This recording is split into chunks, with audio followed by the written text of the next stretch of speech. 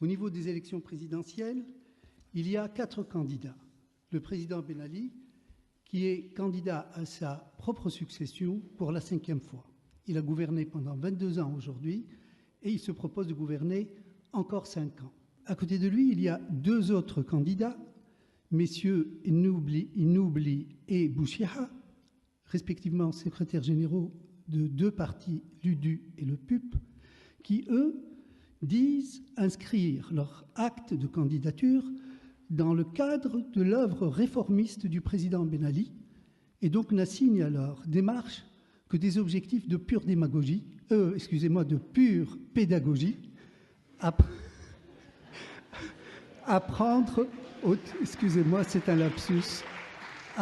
aux Tunisiens le pluralisme. Il y a une 4e candidature, celle du mouvement Tajdid, qui est un mouvement parlementaire, mais qui a initié depuis son congrès de 2001 une démarche autonome, indépendante, et qui, dit-il, veut mener une campagne d'égal à égal, malgré les déséquilibres et les obstacles qu'il rencontre. 3 autres partis, dits d'opposition parlementaire, ont choisi purement et simplement, mais cette fois-ci ouvertement, de soutenir la candidature de M. Ben Ali. 2 partis ont été évincés de la course. Il s'agit du FDTL et du PDP auquel j'appartiens. La campagne de l'actuel chef de l'État et candidat donc à sa propre succession se déroule de façon quasi permanente entre 2 mandats. La campagne actuelle a pris une vitesse de croisière en fait depuis 3 ans. Tout ce que le pays compte comme association, comme institut de recherche, comme université, comme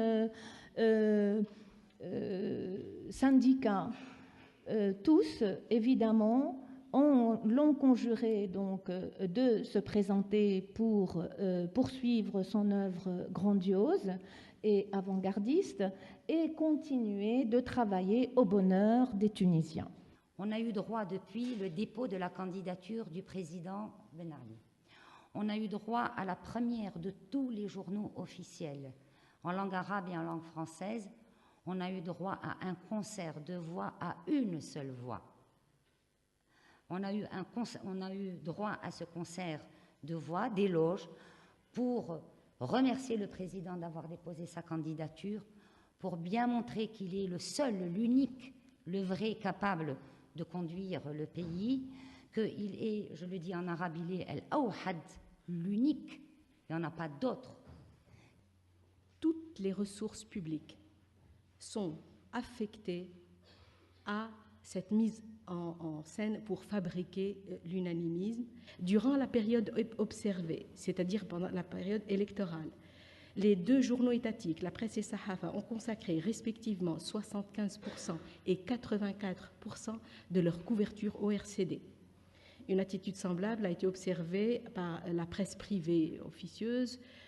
En moyenne, 69% de l'espace a été alloué au parti RCD. Et tout ce qui sort de cet unanimisme est traité par le rejet, la marginalisation, voire la violence. Et ces élections viennent couronner 5 années de répression, les pires que nous avons connues dans notre histoire, où alors le peu d'espace de liberté qui existait a complètement disparu.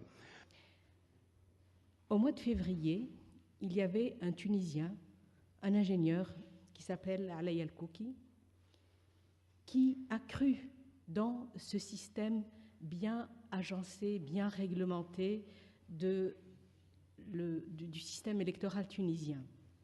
Et il a cru à cette règle des 30 parrains qui seraient soit des maires, soit des députés qui doivent parrainer donc sa candidature. Et il a voulu se porter candidat au présidentiel en tant qu'indépendant, donc il est hors toute cette mise en scène. Et il a pris sa voiture, son bâton de pèlerin, il a fait le tour de plusieurs mairies en Tunisie, en partant de la banlieue sud-tunisienne, allant jusqu'au nord-ouest, en déposant une demande d'audience à chaque maire avec un programme qu'il a offert en leur disant, voilà, moi je suis un patriote, j'ai envie de me présenter et je souhaite que vous me parrainiez, et donc je demande à vous rencontrer. Il a fait la même chose en direction du Parlement. Il a envoyé à Mbaza, qui est le président du Parlement tunisien, la même lettre en lui disant, je souhaite me présenter, je souhaite que vous me favorisiez une audience avec vos députés pour leur expliquer un peu mon programme et voir si certains d'entre eux acceptent de me parrainer. 15 jours plus tard, ce monsieur s'est retrouvé arrêté par la police et conduit manu militari à la Manouba, qui est l'hôpital psychiatrique. C'est un triple crime. D'abord, c'est un crime contre la morale, puisque tout le monde ment à tout le monde. Tout le monde sait que tout le monde ment, mais peu importe. Personne n'est dupe, y compris les gens qui défendent ici le régime. Tout le monde sait qu'on ment.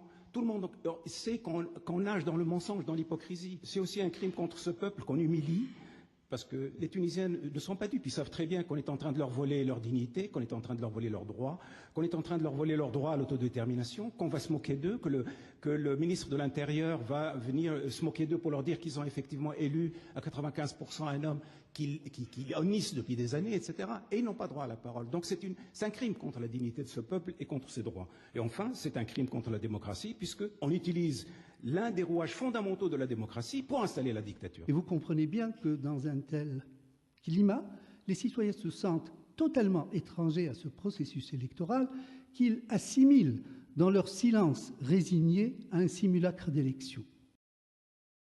Au niveau législatif,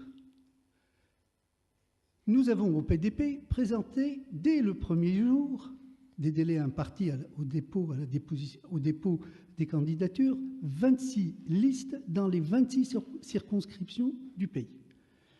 En fin de compte, on nous a invalidé 17 listes.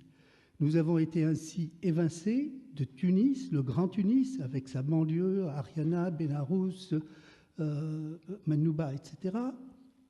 Nous avons été évincés de Bizerte, de Sfax, de Kérouan, de Gafsa, de Sousse, de Monastir, c'est-à-dire de tous les grands centres urbains. Au départ, nous avons 26 listes dans toutes les circonscriptions du pays.